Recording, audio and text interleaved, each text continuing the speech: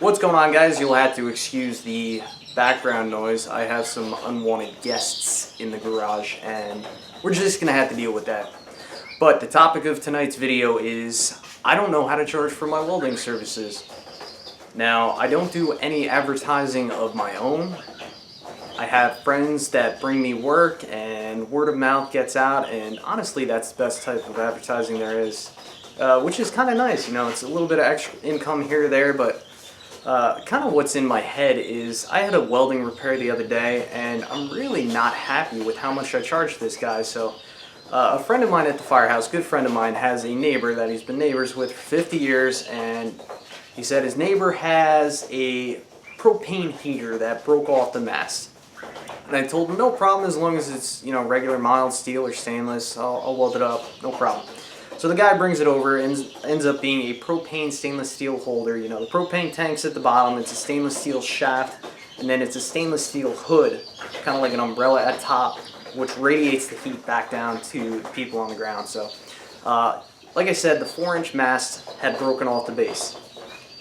It was only tacked on there with 4 little tack welds, so I completely understand why it broke off. So I welded a full weld along the base of that shaft, and it was good to go. It's never going to break off now.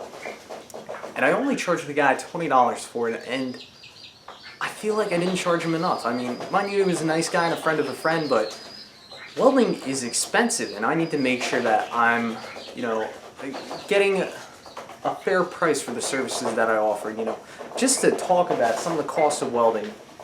My welder, it's a Hobart 210 MVP. When I first bought the thing, you know, tax, all that said and done, it was about $1,000. So, you know, that thing's not going to last forever. I hope it does, certainly, but there should be a cost for using the equipment, and then that's also not to mention the wire, solid core wire. You know, that's anywhere from $50 to $80 a spool of that, unless you get the cheaper stuff, which I like to maintain somewhere in the mid-range of that stuff. So $80 for that, let's say, and then you have $50 for every time you got to replace your argon tank, which I use a small home or owner. Or they say it's like you own the tank, so I don't have to pay a rental fee. Otherwise, you get the tall ones and you got to pay a rental fee for those every month. What else? You also have your PPE, my welding jack. You know that's going to get holes over time. That's $40 for that. I like a high-end auto-darkening welding helmet, and those are $200. And the batteries for that, I mean, it's $8 a piece for those batteries, and that takes 2 batteries. And then you got the gloves, and the electricity to run the thing. You get the picture. It's expensive to run. And for only $20, I feel like I definitely undercharge them. And that's not to mention, you know, I've been MIG welding for about 8 years now. I'm self-taught. And that's got to be worth something in itself, because, I mean, somebody that just goes and buys a welder, you know, it's going to take them a while. It's going to take them probably, unless you're doing this as a career or something, you know, you're just doing it in the garage, it's going to take you years to perfect your skill. And even then, you know, some people just can't get the touch of it.